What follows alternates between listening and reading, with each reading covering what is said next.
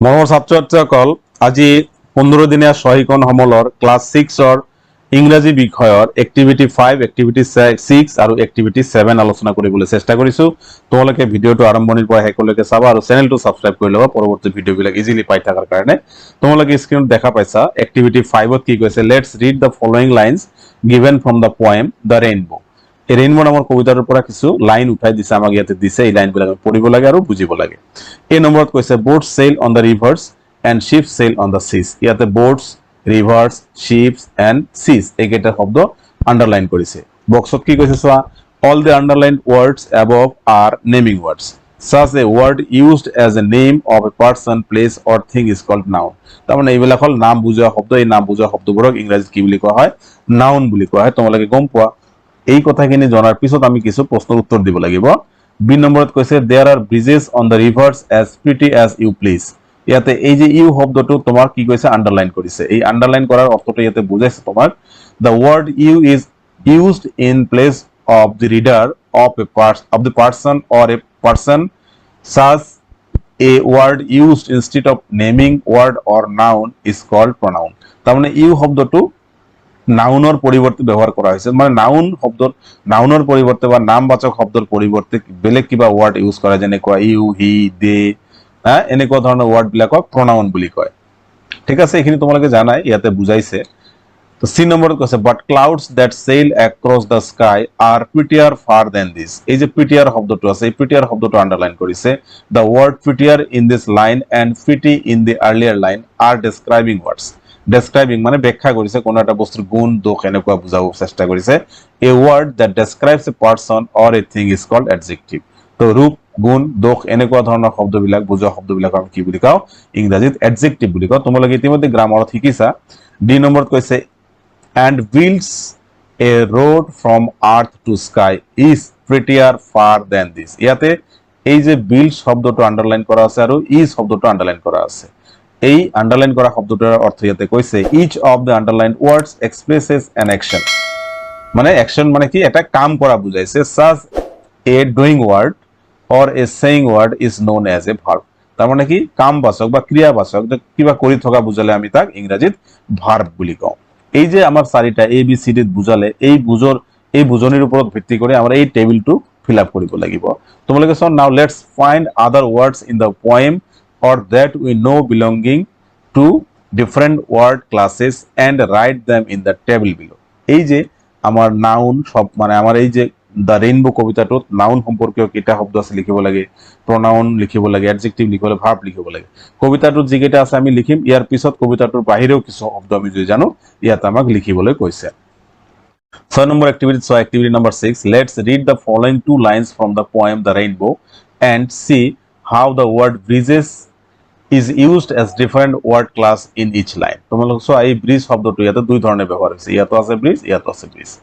এ নম্বৰত কৈছে there are bridges on the rivers আৰু বি নম্বৰত কৈছে কি সো ইয়াতে যে but the bow that bridges heaven ঠিক আছে এই ব্রিজ এটাই নাউন ব্যৱহাৰ হল আৰু এটা ভাৰ্ব ব্যৱহাৰ হল ইয়াতে কৈছে এক্সাম্পলত কৈছে the boat has a large sail এই যে ইয়াতে কৈ দিছে তোমাক আমি এইখিনি এৰিলো in the first line the word bridges is a naming word that is noun eto eta naming word first line or aru second line of bridges ki eta doing word mane verb eto hoise verb so similarly sail and bow are other two words which can be used as a noun as well as verb ei bow aru sail the boat has a large sail eta noun hisabe ব্যবহার hoise sail to the ships on the sea eto verb hisabe ব্যবহার hoise ships sail on the seas ঠিক আছে এতে কি কইছে let's make sentences using the words given below first as a noun and then as a verb এই বো শব্দটোক আমি প্ৰথমতে নাউন হিচাপে ব্যৱহাৰ কৰি এটা বাক্য বনাব লাগিব আকৌ বো শব্দটোক ভাৰ্ব হিচাপে ব্যৱহাৰ কৰি বাক্য বনাব লাগে সিমিলাৰলি হ্যান্ড শব্দ দুটা আছে ইয়াতে এই হ্যান্ড শব্দ প্ৰথমবাৰ নাউন হিচাপে ব্যৱহাৰ কৰি বাক্য বনাব লাগিব আৰু ভাৰ্ব হিচাপে ব্যৱহাৰ কৰি বাক্য বনাব লাগে ইয়াত ওয়াটাৰ দিছে ওয়াটাৰ শব্দটোক নাউন হিচাপে ব্যৱহাৰ কৰি বাক্য বনাব লাগিব আৰু ওয়াটাৰ শব্দটোক ভাৰ্ব হিচাপে ব্যৱহাৰ কৰি বাক্য বনাব লাগে এইখিনি মই পৰৱৰ্তী অংশৰ লগত সংলগ্ন কৰি দিম উত্তৰবিলাক তোমালোকে ভিডিওটো চাই থাকা প্ৰথমতে আলোচনা কৰি লৈছো ইয়াৰ পিছত তুমি উত্তৰ পাবা এইটো ভিডিওতে পাবা activity 7 let's read the poem the dodo from the lesson 1 the rainbow. এই ৰেইনবো নামৰ কবিতাটোৰ পিছফালে ডোডো নামৰ কবিতা এটা দিয়া আছে। Then draw the picture of the bird dodo. Dodo চৰাইটোৰ এটা ছবি আমাক ইয়াত আঁকিব কৈছে। And write out few lines about the bird. এই যে আস্তানি দিয়া আছে ইয়াতে তুমি ডোডো সম্পৰ্কে 2-4টা কথা লিখিবা আৰু যেটো বাকচ দিয়া আছে বাকচত ডোডো চৰাইৰ এটা ছবি আঁকিব কৈছে। মৰমৰ ছাত্ৰ ছাত্ৰীসকল এতিয়া আমি এক্টিভিটি 5, 6 আৰু 7ৰ আনসাৰখিনি তোমালোকক এই ভিডিওতে সংলগ্ন কৰি দিম, তোমালোকে ভিডিওটো চাই থাকা। মৰমৰ ছাত্ৰ ছাত্ৰীসকল এতিয়া এক্টিভিটি 5, 6, 7 এইকেইটাৰ আনসাৰ তোমালোকে চোৱা। Activity 5. Now let's find other words in the poem or what we know belonging to the different word classes and write them in the table below. তোমালোকে চোৱা noun, pronoun, adjective, verb. Nounৰ গ্ৰুপত আছে breeze, sheep, sky, sea, tree, road আৰু বহুতো আছে, মই এইকেইটা লিখিছো। pronounত আছে this, that, those, they, he, she আৰু বহু আছে, তোমালোকে আৰু এড কৰিব পাৰা। adjectiveত আছে pretty, good, bad, perfect, short, tasty আৰু বহুত আছে, তোমালোকে এড কৰি দিব পাৰা। ভাৰ্বত লিখিছো sail, build, see, do, take, keep আৰু বহুতো আছে, তোমালোকে এড কৰিব পাৰা। ইয়াৰ পিছত এক্টিভিটি 6ৰ আনসাৰটো চোৱা। Activity 6. Let's make sentences using the words given below, first as a noun and then as a verb. তোমালোকে চোৱা bow noun হিচাপে এটা সেন্টেন্স বনোৱা হৈছে। He was armed with a bow. Bow verb হিচাপে সেন্টেন্সটো হৈছে the speaker bowed to the guests and left the stage. Hand noun হিচাপে বনোৱা হৈছে he lifted his hand to my face. Hand verb হিচাপে বনোৱা হৈছে she handed the letter to her sister. Water noun হিচাপে water reflects light. Water verb হিচাপে লিখা হৈছে I am watering the plant. এতিয়া activity 7.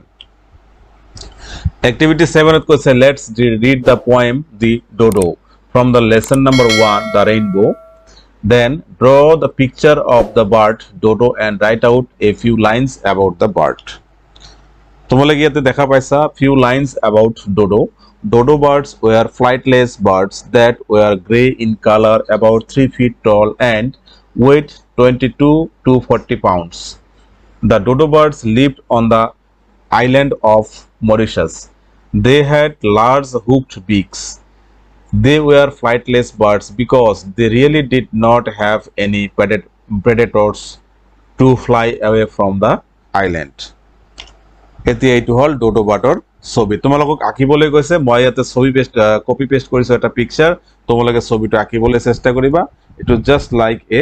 ডাক, হাঁহৰ নিচিনা ছবি তোমালোকে আঁকিবলৈ চেষ্টা কৰিবা। মোৰ ছাত্ৰ ছাত্ৰীসকল ভিডিওটো ভাল পালে লাইক আৰু শ্বেয়াৰ কৰিবা আৰু চেনেলটো ছাবস্ক্ৰাইব কৰিবা। ধন্যবাদ।